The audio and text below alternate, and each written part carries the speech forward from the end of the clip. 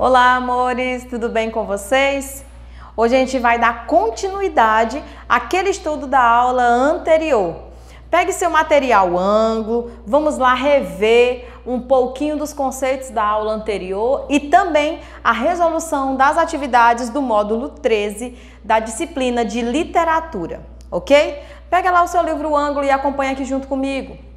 Na aula anterior, nós falamos um pouco sobre o papiro, sobre a cultura egípcia, como que se deram os primeiros inscritos e também um pouco sobre a evolução da leitura e da própria literatura com o passar do tempo. Por exemplo, a nossa literatura era oral, com muito tempo passou a ser escrita e hoje em dia nós temos uma literatura mais virtual.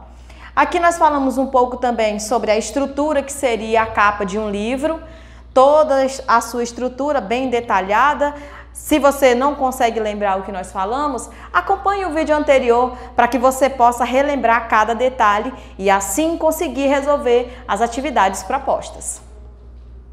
Falamos um pouco sobre resenha, a gente falou qual era o intuito dela, quais eram as suas características principais. Fizemos a diferenciação entre resenha e sinopse e fizemos a leitura também de algumas sinopses de textos famosos, de livros famosos e livros esses que nós vamos utilizar para responder as atividades a partir de agora. Ficou para que você realizasse essa atividade em grupo, que está lá no livro ângulo de vocês, porém eu expliquei no final da aula que mesmo que pedisse que fosse em grupo, nós não faríamos em grupos físicos, poderíamos fazer em grupos virtuais, mas o indicado era que você fizesse individualmente. Aqui nós vamos começar a resolver as atividades desse módulo. Pegue o seu livro ângulo, coloque na questão número 1, onde diz: aqui estará tudo relacionado ao texto número 2, tá bem? Nosso livro 2, ângulo, texto 2. O texto 2 pode ser dividido em 3 segmentos. Completem o quadro a seguir, indicando os parágrafos e resumindo com um substantivo o conteúdo de cada segmento. Olha só, nós vamos dizer qual é o parágrafo e, posteriormente, a que se refere esse parágrafo, ou seja, qual é o seu conteúdo. Juntamente com isso, nós vamos trazer esse nome do conteúdo mais especificamente relacionado aos substantivos. O quadro de vocês vai ficar mais ou menos assim. Segmento 1, parágrafo 1 e 2, apresentação ou descrição. Segmento 2, parágrafo 3 e 4, sinopse ou resumo. Segmento 3, parágrafo 5, problemática ou temática. Se você fez desse jeito no seu livro, está correto. Se você fez próximo, faça a adequação às respostas dadas aqui. Vamos para a próxima questão. Além de dar uma ideia ampla do enredo, essa resenha fornece alguns dados sobre a obra. Indiquem-nos. Eu quero que você diga, de acordo com o texto 2, qual é o gênero desse texto, qual é os personagens principais dele, qual é o foco narrativo e qual é a temática abordada desse texto 2. Não está lembrado do texto 2? Vamos lá voltar ao livro ângulo, onde tem o texto 2 para poder relembrar um pouco, ok? Aqui em gênero, eu vou encontrar que esse texto vai ser um romance de ficção científica, que os seus principais personagens serão Carlos e Aimee. O foco narrativo se dará em primeira pessoa, a personagem narradora é Carlos. E a temática principal vai estar voltada à ecologia, porém isso não está explícito, vai estar implícito no que está sendo falado no decorrer do texto. A terceira questão. Observem a capa do livro A Vida no Céu, Romance para Jovens e Outros Sonhadores, de José Agualusa. Eu trouxe para vocês aqui como recorte a capa para ficar mais fácil de mostrar os detalhes, tá bom? Redija uma descrição dos elementos gráficos. Olha só, os elementos gráficos são aqueles que você vê, propriamente ditos. Aqui, no caso, nós vamos ter Olha só, graficamente, o que nós conseguimos enxergar nessa capa? As letras, nós temos os balões, nós vamos ter a questão do formato das letras. Então, aqui na primeira resposta, aqui na letra A da terceira questão, você vai deixar que existem os balões para fazer referência ao livro, mas também existe uma desigualdade, uma inconstância no formato das letras. E isso mostra um pouco sobre as formas das viagens, que elas podem acontecer de forma constante ou inconstante, que nem tudo que vai acontecer numa viagem você pode prever. Olha só, nós temos aqui várias letras de vários tamanhos, assim como a coloração dessas letras. Então, tudo isso, cada detalhe que eu acabei de citar, você vai colocar na letra A. Letra B. Escreva um comentário sobre a capa, avaliando suas características comunicativas. Aqui é um trabalho exclusivamente seu. Eu quero que você coloque no seu livro, com suas próprias letras, aqui a resposta referente à letra B. É uma resposta pessoal. Faça bem explicado, coloque realmente o que você acha, porque vai chegar um momento de você ter que enviar essa atividade para mim.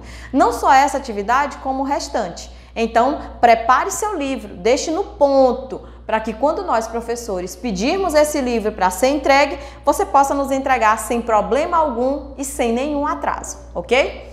Vamos continuar. Na quarta questão, vai ter referência aos textos 3 e 4. Deem um título a cada parágrafo da resenha de Amir Klink, considerando o assunto central, ou seja, vocês vão ler novamente o texto e de acordo com o que vocês forem lendo o texto, você vai elencando a cada parágrafo. Olha só como é que eu fiz. Você pode fazer próximo ao que eu fiz, mas você pode também fazendo referência no seu próprio livro. Eu coloquei aqui da seguinte forma. Parágrafo 1. Expedição entre América e Polinésia. A expedição de Thor Heyerdahl e seus 5 companheiros. Sucesso da expedição Kon-Tiki. Parágrafo 2. O livro A Expedição Kon-Tiki, um clássico das aventuras científicas, uma obra-prima de reconstituição da pré-história. Quinta questão. Retorne às explicações sobre a resenha e os exemplos que ela contém. Se por acaso, durante a sua leitura do material, não tiver muito especificado, não custa nada fazer uma pesquisa ou assistir novamente aos vídeos, viu? Que elementos predominam na resenha de Amir Klink? Olha só, os comentários críticos e avaliativos. E letra B, a linguagem predominante é objetiva ou subjetiva? Justifiquem sua resposta. Observando que se eu tenho 2 perguntas, automaticamente eu terei 2 respostas. Então, a primeira pergunta é se é objetiva ou subjetiva. E aí, o que você acha? Objetiva ou subjetiva? Isso, subjetiva. Vai ser também opinativa, porque ele está dando o seu ponto de vista. E por que eu estou dizendo que vai ser subjetiva?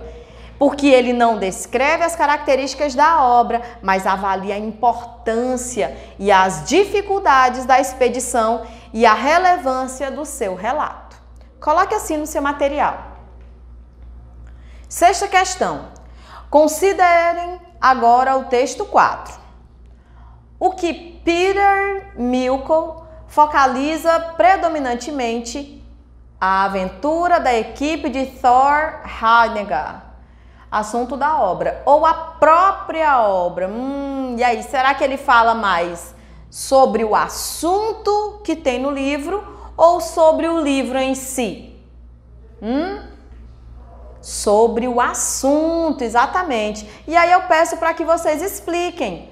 Eu digo que é sobre o assunto, ou seja, o significado da expedição realizada pela equipe, a importância dessa experiência. Mas nos 2 últimos parágrafos, ele avalia o livro, o preconceito narrativo e suas qualidades envolventes, empolgantes. Portanto, há um equilíbrio entre os 2 focos, o assunto e o relato. Ou seja, Inicialmente ele começa tratando do assunto, só que no decorrer do livro ele aborda tanto o assunto quanto o próprio relato em si. Letra B. Expliquem a que se refere o resenhista ao utilizar a expressão expedição com tique no primeiro e no último parágrafo do texto. Que característica gráfica nos permite reconhecer as referências? Ele vai fazer referência às coisas diferentes. No primeiro parágrafo, ele se refere à expedição. No segundo parágrafo, ao livro. E aqui, como resposta da segunda pergunta, que características gráficas nos permite reconhecer as referências? Ele utiliza uma espécie de estilização arredondada, ou seja, um tipo utilizado vai ser o redondo no primeiro parágrafo e um itálico no último parágrafo. São os formatos das letras que vão aparecendo para que você preste mais atenção. Por isso que tem toda essa diferenciação de letras. Então, amores, aqui a gente encerra mais uma aula de correção. Espero que tenha sido bastante proveitosa para vocês. Aguardo vocês na Agenda Edu e também nas redes sociais. Fiquem de olho em tudo e até a próxima!